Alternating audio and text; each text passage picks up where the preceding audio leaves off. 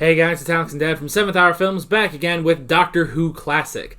Last time on Doctor Who, we had Planet of Giants. What was that one about?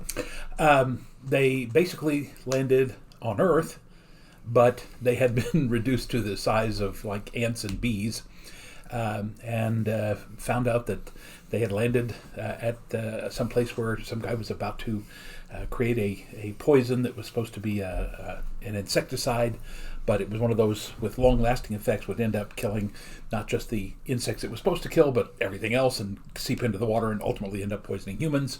Yeah. And they did manage to somewhat thwart the evil plan of the industrialist, the capitalist who was doing it by putting the phone up off of the hook, which caused the operator to call the cops on them.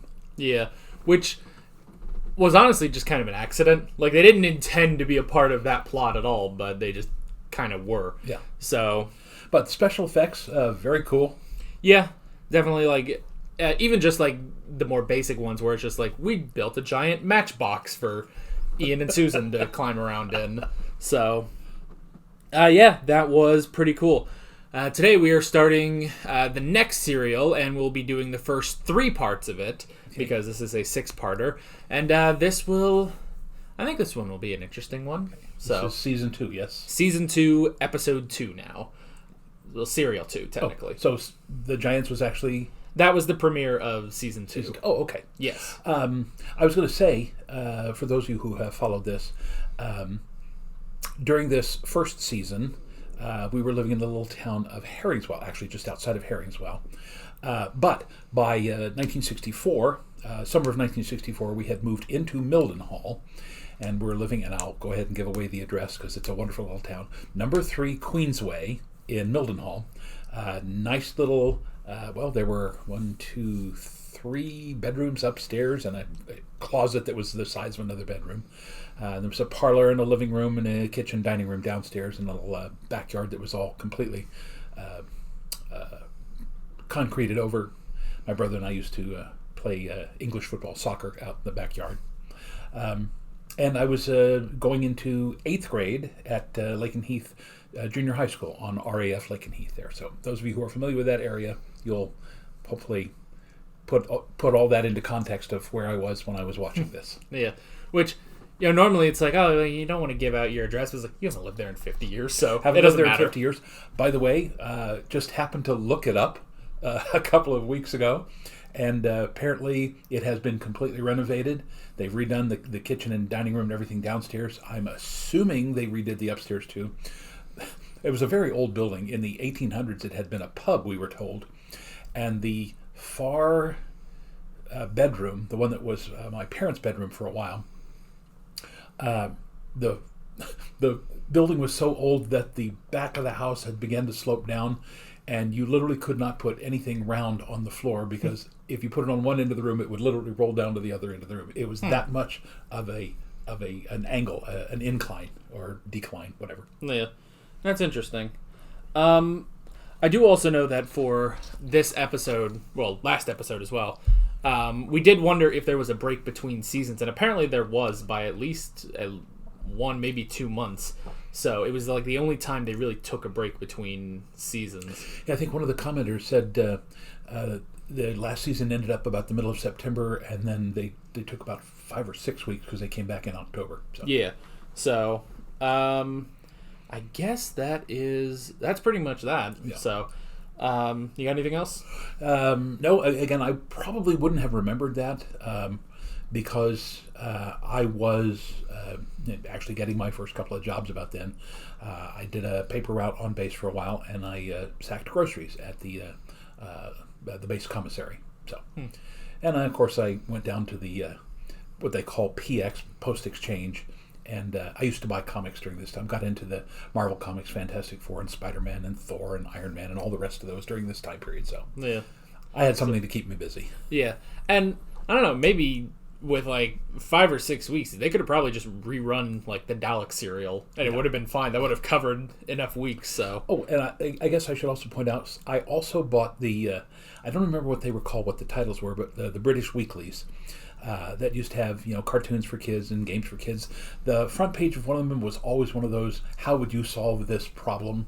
And I used to have a lot of fun with that. And I kept those for years and years and years. And finally about 1980, 1981, I finally just junked all of it, including all of my Marvel comic books, because in the early 80s, the comic book business was dying out, and I said, okay, well, this aren't going to be worth it. I had like the first 50 issues of the X-Men, and just took them down to a pawn shop and said, hey, what will you give me for this? And for the entire collection, I think I got about $20. So, man, those would be worth thousands of dollars today. Yeah, I mean, you couldn't have known, though. I mean, you couldn't have known that the movies would go crazy and stuff. And the same thing, I bought the Atari 2600 when it came out, and I guess, late 80s, early 90s, those were going out of fashion, so I got rid of that one, too.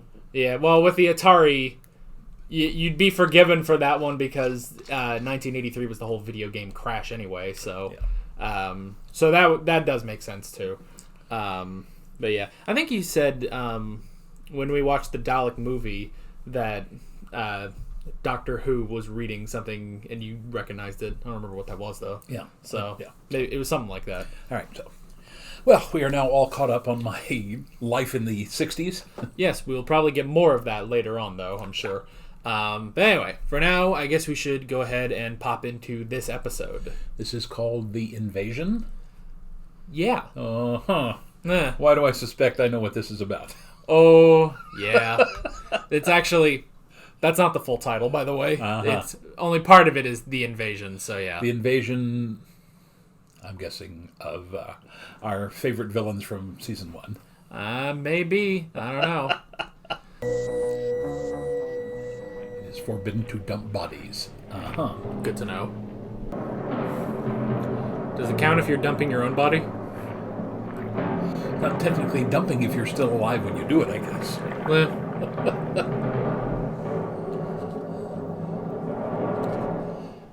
I'm guessing that's the Thames. Huh. And again, no sound. Oh, well, yeah. Terry Nation. I wonder what this could be. Yeah. And did the windows on the TARDIS look like that they were open? Maybe. Look out!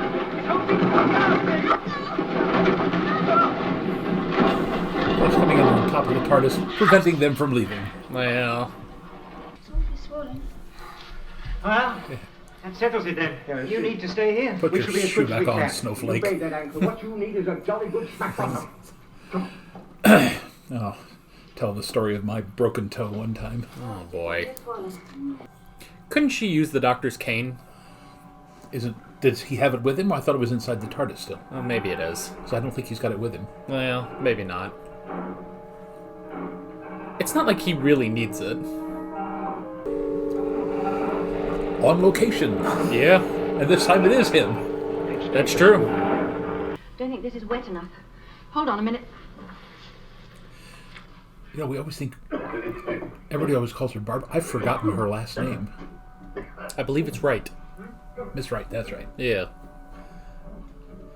And it's interesting that the student is now calling her teachers Ian and Barbara rather than Mr. Chesterton and Miss Wright. Yeah. I mean, which she's been doing for a while. But This place hasn't been used. Now then, at least we know the century, dear boy. Look.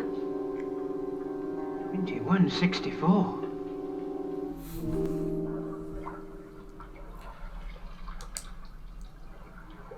They're 100 years into the future. no, that'd be 200 years. Yeah. Yeah. I think that this is an extra ear. Ideal for picking up high-frequency radio waves. You mean these people have invented some form of personal communication? Yes, something like that. What's this? It's a really big cell phone.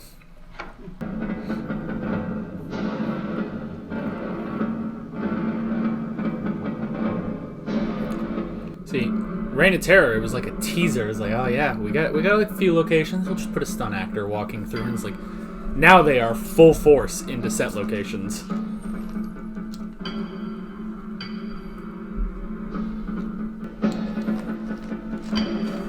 Be interesting to know where they filmed this. Yeah. Two more pairs of hands. Good. She says she can cook. Oh, can you? And what do you do? I eat. Look. Stupid. Read it. Well, I repeat, it's stupid. Stupid place to put a poster. Right under a bridge where nobody can read it or see it. I don't know. When I give the word, turn and dive in the water. It should be fun. Yeah. Oh, look! There it is. Now!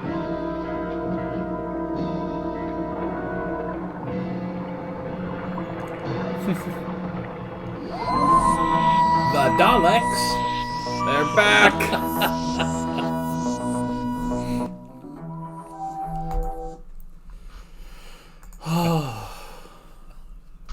It's the first thing they've brought back. They've referenced stuff in the past, but Yeah. this is the first time they're bringing an enemy back. And that's interesting. The next episode is The Daleks, which was the name of the first serial. So, yes, this is the Dalek invasion of Earth. So, oh boy. Which, I almost don't want to, like, slightly spoil it, but it's like, you do know we're going to be watching a movie after this. Yes. Yeah, so, Is it like 2 weeks from now we're going to watch the movie? yes, because we'll be watching it basically the next week after we finish this. And is it basically just a recreation of this? Yes. Oh, Lord. Yep. But it's the last one. And hey, it's apparently better. It couldn't be any worse. It's apparently better, but it bombed at the box office. Well, So. it's because it's not Doctor Who. I mean, you can throw the Yeah. Daleks in, you can give them all the names, but it's not this. I mean, Yeah. I don't care how much extra special effects and stars you put in it. It's not. You know, it would be like, well, it's kind of like when we watch the Justice League movie. And, you know, the Flash in the Justice League movie is not the Flash from the TV show that we watch on a weekly basis. Yeah. And you just go, why did they not coordinate this? It makes no Yeah. sense. Alrighty. Well, we can. I almost feel bad for bringing it up then. So we have to put that aside, and Yes. we will enjoy these Daleks while we have them. Well, I mean, this is fun. Obviously, a lot of outdoor locations. Yeah. Again, for us, it's kind of very slow paced here. Yeah. But knowing what was coming, then you kind of go, Yeah. okay, I kind of expect it to get better. They wanted to set up the mystery, definitely, and then the big... Because that was honestly what happened with the first Dalek episode, was... That first episode, you know, they're just kind of going on this weird planet, they go into this weird city, and the cliffhanger is, you know, you see the plunger coming at Barbara, and then it just cuts, and you don't even see the Dalek, because they want that to be the suspense. And this time, you do see the Dalek coming out of the water, which was pretty cool, actually. Yeah. Like, they had to waterproof that entire suit then. So... Or, now this is really weird, and I didn't notice it. There are a lot of times in things like this where they actually did it in reverse.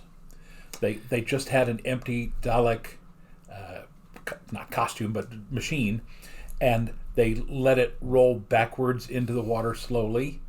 And then when they showed it, they simply reversed the film so it looked like he was coming out. Yeah, I could see them doing that instead. Because you could probably easier control like the movement of the plunger. Because that thing was moving around in both shots of it coming out of the water. Yeah. So I did something like that when I was in college. I had a couple of friends who were taking the filmmaking class. I was never into film, but they asked me to be an actor in it. And there was one scene where I was literally eaten by a Volkswagen. You know, where back then the trunk was in the front rather than in the back, and I was, you know, insulting the Volkswagen for being a small little car like that. And then suddenly it's the two front lights popped open as eyes, and the trunk opened up, and it had teeth on it. And in order to film me being eaten by it, I actually got into the trunk, and I started, you know, moving it up and down like it was chewing, and then I slowly crawled out of the trunk. And then when they showed it, they filmed it backwards, and it looked like I was being basically taken into the car and being chewed up. Okay. It was fun. I've done some weird stuff. That makes me curious if you still have that. No. That'd be amazing. I'd love to see that. Now, I will say this. again, one of my friends who was in that class, he decided to make a 20-minute long film. And not only did he write the script, he asked me, he and I were going to be the two main characters of it. And it was basically a parody of the middle 20 minutes of the film Butch Cassidy and the Sundance Kid, which I don't know if you've seen, but they're, these kind of likable, lovable bank robber types. And they decide to switch over to robbing trains or something like that. And the guy who owns the train company decides to send this group of like super posse lawmen after them. And there's a chase like 20 minutes through the middle of this movie where they, no matter what they do, these guys come after them. So we made a kind of comedic parody of that with the two of us, just walking down the street talking, and a guy's walking the other way. He's got a dark coat on and sunglasses and everything. And as we walk by, I accidentally bump into him, and I don't think anything about it. And we stop at the street corner, and we happen to turn around, and there's the guy standing and staring at us. And suddenly he starts walking towards us. So, we walk across the street, and he walks across the street, and we go down the block, and he follows us. And I mean, we keep going till ultimately we get out of the city, and we're literally running across the desert. We run up into the mountains. We jump off of a cliff into a river. We do the whole works. And finally, at the very end of it, he catches up to us when we think we're completely safe. We filmed it out in Old Tucson. And we are sitting in front of an Old West drugstore. You remember Old Tucson? We went out there when you were a kid. And we're basically talking, saying, we finally got away from the guy. Suddenly the door opens up, and there he is, and, there's nothing we can do. And he reaches out, and he touches me on the shoulder, and he says, "Tag, you're it."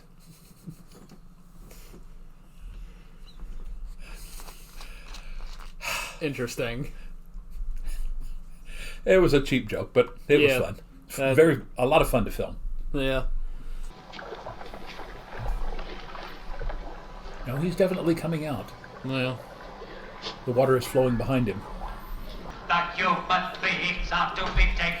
This one's got a satellite too. Those wishing to surrender must stand in the middle of the streets and obey orders received.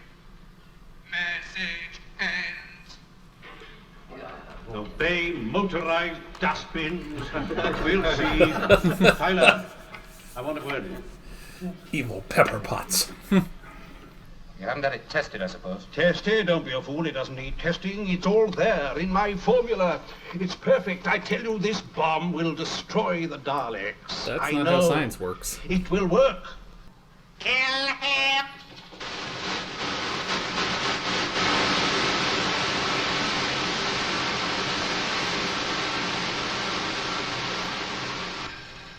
Any further resistance will be dealt with in the same way. The prisoners will Dark Pot. proceed into Dalek is the leader. I would assume. I see their effects budget hasn't gone up too much on their lasers. You've been on a moon station or something? Yes, quite so. Yes. What? Meteorites came first. Daleks didn't go to the moon? About something under the ground. It's turned the whole of Bedfordshire into a gigantic mine area. Why? Well, what are they digging for? Oh, suppose we forget all this blab Molybdenum. about Bedfordshire. Yeah, maybe. Rebels of London, come out of your hiding places. The Daleks over you die. Come out of our hiding places. Why would that be? We'll come out of our hiding place with this. What is it, Doctor? This bomb It is interesting that their tactics are sort of different than what I'm used to. They normally just go in and kill, but Let me have that, please, will you? This? Yes, that. Thank you. Now, we have to make sure that we hit the correct refractive. Otherwise, we shall get showered with crystal glass. Refractive rubbish. Only the The sunlight Daleks would don't do leave that. things like this about for you to help I know yourself. that you can My dear focus boy, an if indoor they had to light. deal with a man of your talents, they need hardly fear, need they? Now, do sit down and rest, please. I would assume this is the intelligence test they talked about. Oh dear, now where were we? Ah, yes, yes. The timeline is a little odd because, like, okay, this is the Daleks' past, but then why wouldn't they have known the Doctor in the future? And the great big pumpkin turd. Hey, look at that. Move that and shut up, will you? Here, Teddy. Let me have a bar, please. You know, Doctor, sometimes you astound me. Only sometimes, dear boy. Oh, what's happened to your memory? Don't you remember we know that the Daleks can use static electricity? Of course. Hey. Now, if this was an outpost, Oh, and they end up destroying them, or thwarting them here, then 10,000, 10 million years in the future, they might have forgotten about this episode. Maybe.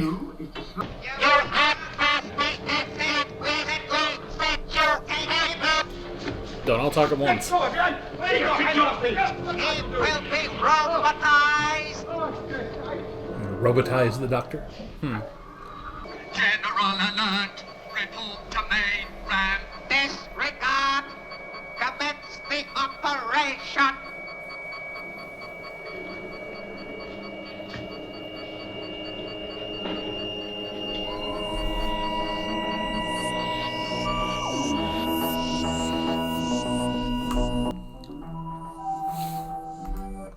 All right then. Play that through. Let's see who the guy in the wheelchair was.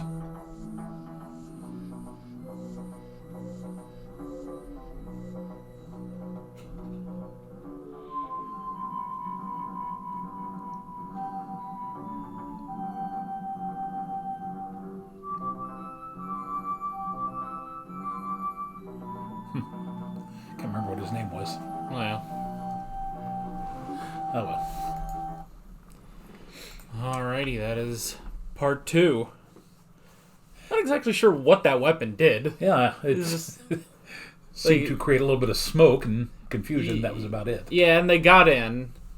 Well, they got in, and it's like, oh well, they're about to, assimilate the Doctor, and it's like, the guy's right there with the gun, just like, all right.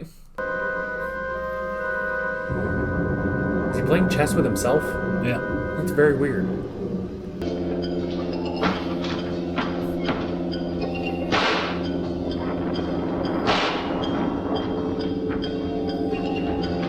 Alright, now let's go! Use the bomb! I'm gonna help Tyler get them out. What are you gonna do? I don't know. Let's go. Come on, Susan. This way. Come on. I've really lost all sense of what's happening. Your bombs were useless, Dalton. How many men were killed? We hadn't a chance. All right, they were supposed to not do anything. I don't know. I think all of them.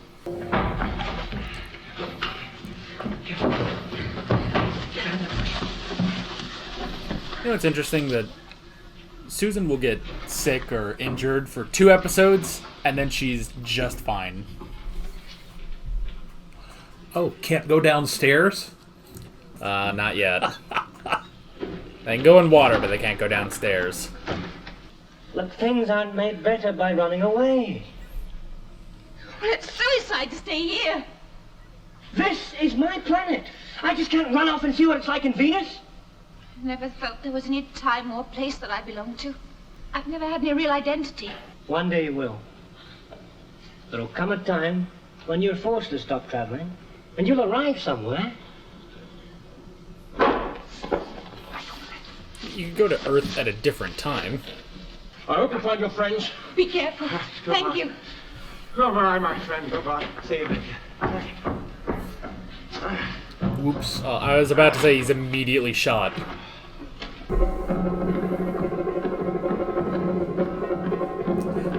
It's unusual to hear dramatic music done on bongos. Yeah.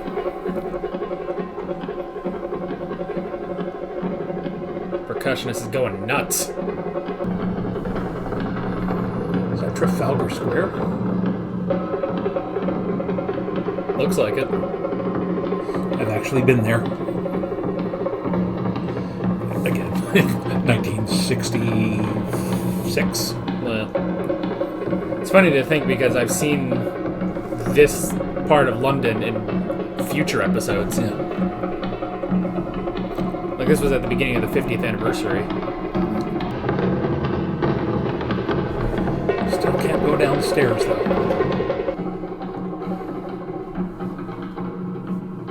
I was thinking maybe they go up the stairs, then they cut to a different shot, cut back, and they're down the stairs.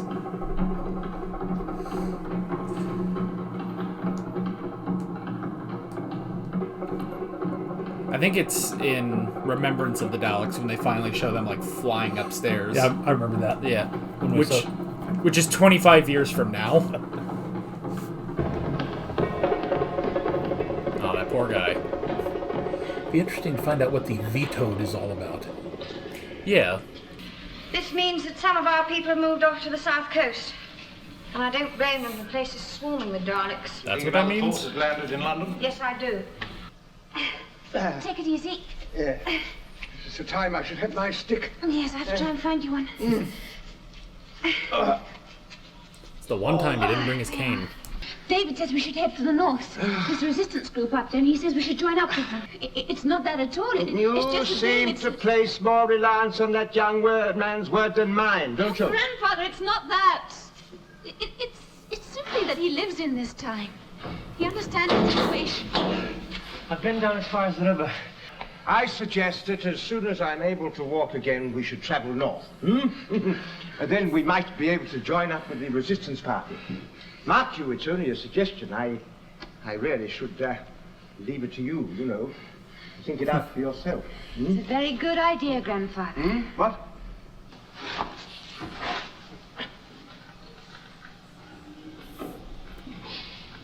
They don't hear that.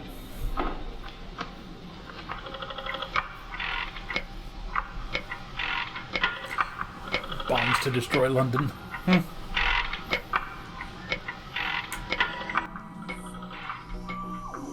hang on now. Now that we know his name. Well, Dortmund Allen Judd. Alright. alrighty. And that is part 3. Well, strangely enough, it seems very slow paced.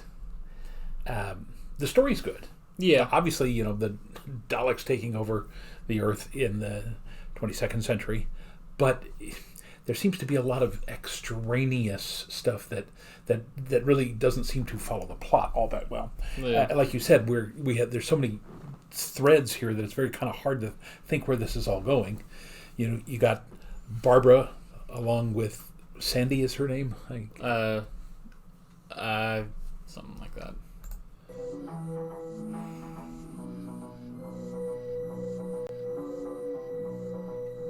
Jenny. All right. That was it. And then Ian and this other guy are on the ship, and then Susan and the doctor are somewhere. It's like, okay, where exactly is this? I mean, normally in a plot like this, you can see the various threads of where they're all going to try to go. But here it's like, I got no clue.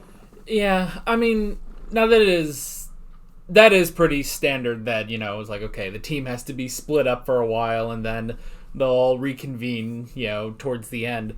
But, I mean, and yes, this is a little bit slow, but you also have to think, remember the first Dalek serial? That was really, really slow. So I still think this is a step up from the last one. Yeah. So, like, because I'm trying to think. Now, granted, we watched all 7 of those parts in a single day. We're stopping after this part, so that's at least the nice thing. But I remember those being very, very slow. You know, we always had to go back to the Thals and everything, and the Thals were not that interesting. Yeah. So, I don't know. This doesn't seem like too much slower than maybe like the Sensorites or something. Yeah. But I guess we're expecting more from the Daleks. I mean, it's nice to see that they're more mobile. You know, they move around much faster.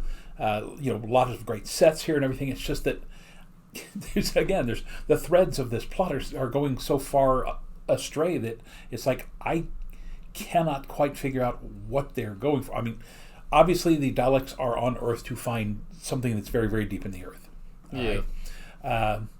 The doctor in the wheelchair decided to test out what he was doing. It didn't work. And he got killed on top of that. But left the notes for Barbara. Barbara's obviously going to find some way to get that back to the doctor. And then that will obviously be the denouement of this entire series. But the one thing I'm getting out of all 3 of this is that it seems to me they're setting up Susan to leave. Perhaps they are setting that up, because that was one of the things I wrote down is, you know, someday you gotta stop running, and obviously we know the Doctor's whole character is that he runs. Yeah. And they make it a bigger point in more of the modern episodes, but it's like, that's his whole thing. He runs and he goes around. The man will never settle down. Now we know all of his companions have to leave at some point. The only companion he gets to keep is the TARDIS, basically. Yeah. And and obviously the plot is always that he keeps running. But yeah, it could be that we are setting up for Susan to exit. I guess that's kind of an interesting thing. The more she grows as a character, the less she tends to fit in with the Doctor and what's going on there. So that she finally decides, I'm tired of running. I want to stay somewhere. Right. I also think that, we haven't said this in a little while, but, we used to always say, it's like, oh, this could be an episode shorter. And it's like, I don't think, because we obviously haven't seen the last 3 parts, not that this could be an episode shorter, but this should be, like, I almost feel like this episode should have been last episode, where it's like, okay, we have what we're doing, Ian's getting off the ship, we don't really know what he's doing, but Barbara's going to where, I guess she's going to the mines, and the Doctor and Susan are going to the Resistance, who then I would assume would go to the mines, or maybe they're near the mines. I don't know how that works, but it's like, okay, we all sort of have our, we have to figure out, where we're going. We're all going to go traveling next episode to try to get to these other places. Yeah. That honestly may have worked better as episode 2, because then we could have more time on these locations that we're going to. So, yeah. Let's see. It would be weird, though, if this is, if this is it for Susan. It would be kind of weird if she leaves before Ian and Barbara, when honestly that has been the overarching plot, is trying to get Ian and Barbara back home. It's like they weren't willing companions that, they came along for the ride and they want to be on the TARDIS and stuff. It's like, well, I mean, yeah, now they do. Now they like being on the TARDIS, but the whole thing is for them to get back home. So it would be kind of weird if Susan departed before them. Yeah. So, but when we watched Adventure in Space and Time, doesn't Susan Susan leave at the end of the 2nd season, or does she stay through the 3rd? Well, I would imagine that because we do have sort of a vague knowledge of things, we do know that before the Doctor regenerates for the first time, he will actually have a completely different set of companions, and then they'll carry on with Troughton. And I do know that the Doctor will regenerate. I think it's either the end of season 3, or I think it's 2 episodes into season 4 he'll actually go in and regenerate. So I would assume then that we actually don't have too much left for the companions we have now, because we would have to dedicate a certain amount of time to the next set of companions. So, which that will also be weird when the first Doctor gets new companions. He didn't even want the companions he has now. So that'll be interesting to see how they handle the first companions that maybe willingly come into the TARDIS. So, but yeah, let's see. All right, so what we got? Well, the first thing I wrote down was 2164, 200 years in the future, which is interesting that they went the extra mile to go to 200 years in the future. So I thought that was pretty interesting.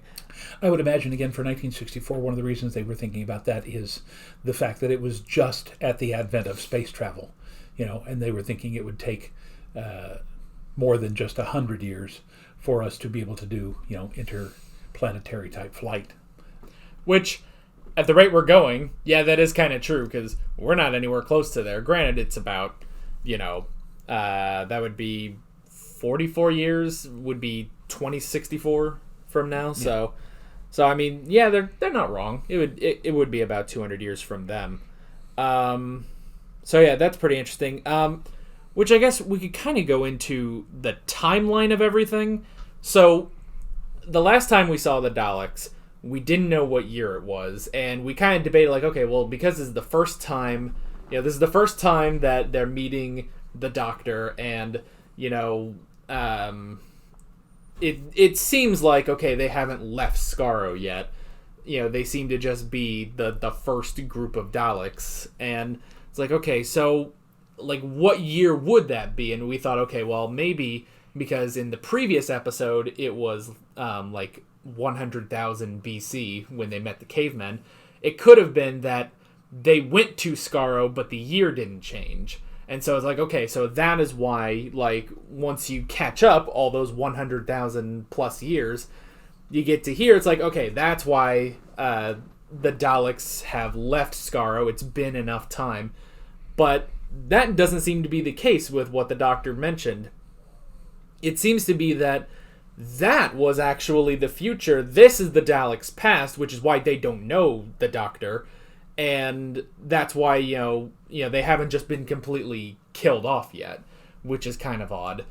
Because, I mean, even for that episode, you do also have to take into account, later on when we get to Genesis of the Daleks, which is like 1,000 years before the first Dalek serial, and we get, the origins of the Thals and the Khalids and stuff like that. So it's like, which honestly makes even less sense, because I don't know. Their timeline just got like way more confusing. Yeah. Well, maybe in the next 3 episodes they'll do some. They got some explaining to do. Yeah. Well, it would have been just simple enough to be like, oh well, you didn't really kill all the Daleks, and then that would be cool if they recognize the Doctor too, because that was actually another thing.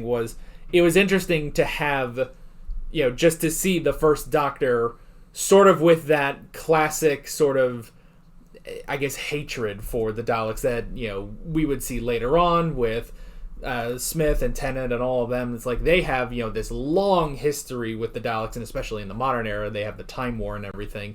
But we didn't really get that in the first Dalek serial, because that was the first time the Doctor met the Daleks. There was even that line, it's like, I think the Daleks are very intelligent creatures and we should work with them. And it's like, yeah, he's never saying that again. So that was kind of cool. And just, the fact that this is the first thing to return from a previous serial, too, in Doctor Who. Which makes sense. Like, if you were going to bring any of them back, the Daleks makes the most sense. Like, it's like, you could bring back the Sensorites, I guess, but I don't know how much you can really do with them. Well, someone in the comments mentioned that the Sensorites are at least mentioned in a succeeding serial. Something like a planet Ood or something like that. Yeah. The Ood are a species in modern Doctor Who, and apparently they mention, they're in the same, like, system as the Sensorite planet, which I obviously didn't catch back then because I had no idea what the Sensorites were. So, right. Well, let's leave the Dalek timeline for another episode or another time. I did write down headphone. I thought that was kind of interesting back before we really realized what the Robo-men were. But it was just kind of interesting. It's like, okay, this is in their future and stuff. And it's like, okay, well, what would be a piece of futuristic tech for them to have for, like, Ian to question? It's like, they seem to have, like, a personal communicator on them. It's like, I mean, yeah, that's interesting. And it's on their head. And all right, that's cool. And it's like, yeah, but Ian, I mean, go 30 years in your future and everyone will have that. So, for what this is worth, and again, vague memory, but I would suspect, and again, please don't quote me on this because I haven't looked it up, in the late 50s, if I recall correctly, a very famous science fiction writer, Isaac Asimov, predicted that we would have wireless technology in the very short future.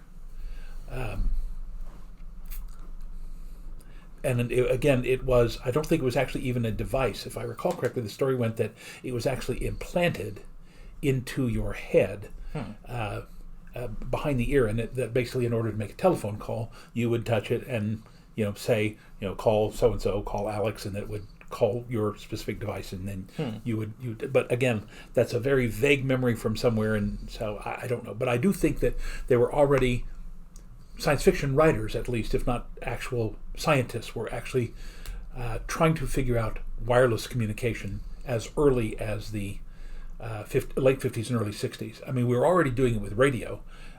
And there was a comic strip called Dick Tracy that had the two-way wrist radio. Yeah. Which was basically, and the Star Trek communicator. So, again, for 1964 in London, I think they would have had some kind of idea that was possible. Yeah. Although the headset's as big as a football helmet. Yeah, that was interesting. Which leads into the Robo-men, which makes sense. There have been... Because they do explain, it's like, well, not all of the Daleks, invaded Earth. There were some of them, and then they've created these soldiers to do everything else. There are other, like, Dalek serials, or Dalek episodes, like, in the modern show, where they do get, like, these strange underlings that are...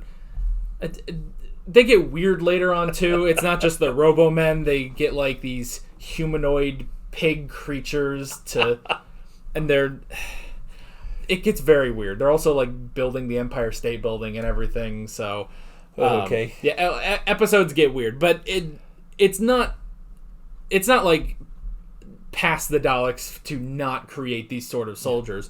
Though I would imagine this is sort of the inspiration later, especially just with how the helmets looked for the Cybermen. Yeah. So, which I believe the Cybermen will only show up once with the first Doctor, and I think that might be towards the end. So yeah. But the Robo-men were interesting. It's also interesting that because they obviously have the same sort of like way of speaking as the Daleks, but they don't sound as good as the Daleks, which I thought was interesting. It's like, oh well, it's just them doing that sort of voice that the Dalek voice actors normally do. Apparently, in order to control them, it kind of dulls their senses because not only do they talk slowly, they move slowly. They're not able to. I'm surprised that they're able to round up the humans, other than the fact that they would have weapons. But yeah, they seem to be very slow moving and slow witted because of the mind control. Yeah. I wrote down the underwater Dalek. That was pretty interesting. That Dalek just coming out, and he was actually coming out. I mean, the wake was behind him and not in front of him. So yeah, it does make me wonder if there was someone in there. So I don't know. I would imagine the only thing is because the plunger was moving around as he was coming out of the water. So yeah, I don't know. That was probably radio controlled. Maybe. I'm pretty sure that even by the late 50s they had like radio controlled airplanes and things like that. And I seem to recall my brother had one. Yeah, could be that. Oh yeah, so I wrote down the poster that they had there, no dumping bodies in the river. And I did actually write it down because I did notice that sort of the Doctor's personality is sort of it seems to be like starting to match more of his personality from like the modern era and stuff where for one thing, when he met the Daleks and you can already see sort of the anger on his face, and it's like, okay, I kind of want to see him being angry with the Daleks and stuff like he does in the modern era. But also when it's like, oh Doctor, look at this poster, and he looks and is like, oh, that's stupid. It's like, what do you mean it's stupid? It's like, well, you put it under a bridge, no one's gonna see that. It's like, Doctor, you're missing the bigger point here. So I did like that as more sort of comedic side to that. Yeah. So, but again, they did finally explain that when they said the meteorite storm came and the plague came and then they were dumping people in the river and that was poisoning the water. So interesting that they finally did clear that up. I still don't understand the vetoed. Yeah, I don't. It was some sort of a message. Like, the resistance has been here and now it's moved somewhere else. But they just happen to use vetoed signs. How did they print these vetoed posters? Yeah, they were pretty... Again, maybe that will be explained in one of the final episodes here. Maybe. I don't know, though. That might just pass as their explanation, though. But I did also write down the germ bombs. Which it is interesting that, the Daleks... They're not doing their like normal, just like, well, we just go in and kill them, and that's it. But they are being a bit more strategic about it. Where it's like, okay, they do sort of the germ bombs to weaken the Earth, and then they go in and start attacking, but they don't kill everyone because they need to, get certain people for labor because they need to mine the earth, basically. Yeah. So that was interesting. I wrote down the test, the intelligence test, which was also something magnetic, too. Which I also remember when they said, like, oh, one of my friends, he has a theory that they're trying to mine the Earth's magnetic core. And it's like, okay, so there must be something to do with magnets, which is why they're here.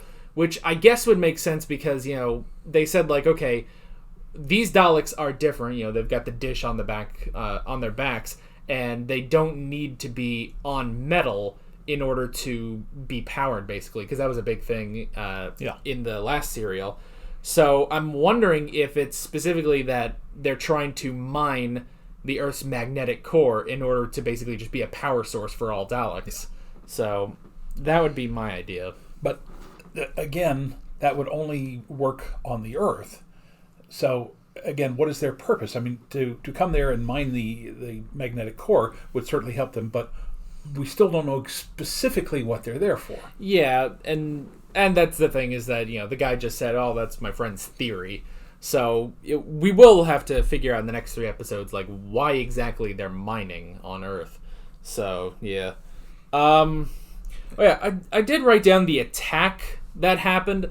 That was the most confusing, like, action scene they've done so far. Like, they had the bombs, and it looked like, okay, they didn't really do anything. But they do explain later, like, okay, well, they didn't do anything specifically, and the bombs failed. And it's like, okay, you didn't make that very clear. It just looked like they did nothing. I was like, what'd they do?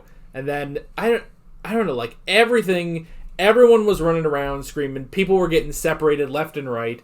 It caught me off. It also sort of caught me off guard when, Susan was running around. I was like, wait, her ankle was hurt 5 minutes ago. Is this another thing like her sickness? It just... Like, in the heat of battle, she just gets over it. Well, again, we're watching this 3 in a row, whereas it would have been, she was injured 2 weeks ago, despite the fact that it's only 10 minutes or so in the actual serial. Yeah. So I guess I don't think anybody would have noticed that 50 years ago. Maybe.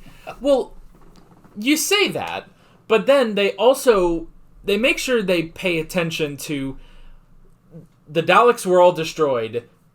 But no, these are different Daleks. That must have been in their future. Well, but they could only, travel on metal. Well, these guys are a bit different. It's like, they do stick to continuity. And this would have been, like, nearly a year after that episode aired. Yeah. So, it's like, they were really counting on the fact that, probably the kids would remember. Which they brought up in Adventure in Space and Time. It's like, well, I can't use different buttons to open the door. The kids will notice. So the Daleks were the second serial of the first season. Yes. Now they're the second serial of the second season. That is true. So, yeah. But yeah, they'd be about a year apart. Yeah, pretty much. So I don't know. But that entire attack was just like very confusing. Like I don't know. Everyone got separated again. And the good guys managed to, flip one of the Daleks over, but I don't know. Did they hurt it? Did they destroy it? Yeah, or did somebody just come along and pop it back up? I don't know. I think... Because, I mean, that was the thing in the last serial, is that, well, if you knock them over, they're dead, I guess. And it's like, okay. Well, and I guess you could say, like, well, because they have to stay on the metal, if you detach them from that metal, then that would kill them. But these Daleks are different. But yeah. But that was the thing I noticed, is, like, they were pulling it back, and then it fell on them. And then there was just another Dalek just sort of watching them, and then once they all fell... He just killed them anyway. And it's like, okay, that happened. So, let's see. Be interesting. And again, I don't know. You've watched the New Who way more than I have. It'd be interesting to see a civil war amongst the Daleks. Yeah, I mean, we kind of got that in Remembrance of the Daleks, where there were like 2 different Dalek factions. But no, not really in the modern stuff, I don't think. But yeah, that would be kind of interesting, see how they fight each other. I did write down, settle down. So yeah, we could be hinting that Susan will settle down and, leave our crew.